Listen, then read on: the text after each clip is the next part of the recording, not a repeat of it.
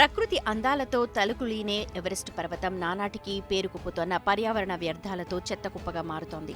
పర్వతారోహకుల మానవ విసర్జితాలు శీతల వాతావరణం కారణంగా అలాగే ఉండిపోతుండటంతో టన్నుల చెత్త పేరుకుపోతోంది.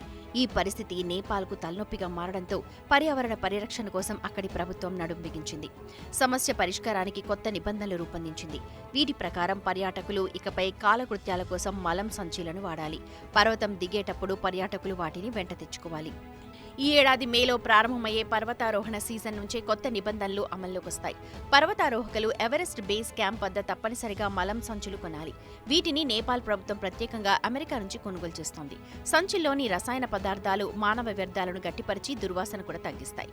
వీటిని పోర్టబుల్ డబ్బా టాయిలెట్స్ గా పిలుస్తున్నారు. తాజాగా నేపాల్ ప్రభుత్వం మొత్తం 8,000 సంచులు తెప్పించింది. అలస్కాలోని మౌంట్ డెనెలా ప్రాంతం వద్ద వీటిని వినియోగిస్తూ మంచి ఫలితాలు సాధిస్తున్నారు.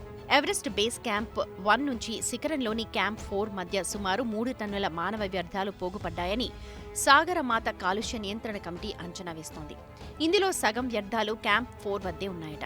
ఈ నేపథ్యంలో సంచుల్లోనే కాలకృత్యాలు తీర్చుకోవాలని, ఆ సంచులను తిరిగి వెనక్కు తేవాలని నేపాల్ ప్రభుత్వం నిబంధనలు విధించింది. పర్యాటకులు ఈ నిబంధన పాటించారో లేదో ఖచ్చితంగా చెక్ చేస్తామని కూడా తెలిపింది.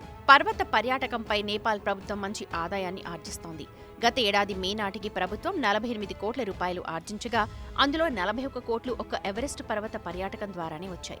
ప్రపంచంలోని అత్యంత ఎత్తైన 14 పర్వతాల్లో 8 హిమవత్ పర్వత శ్రేణుల్లోనే ఉన్నాయి.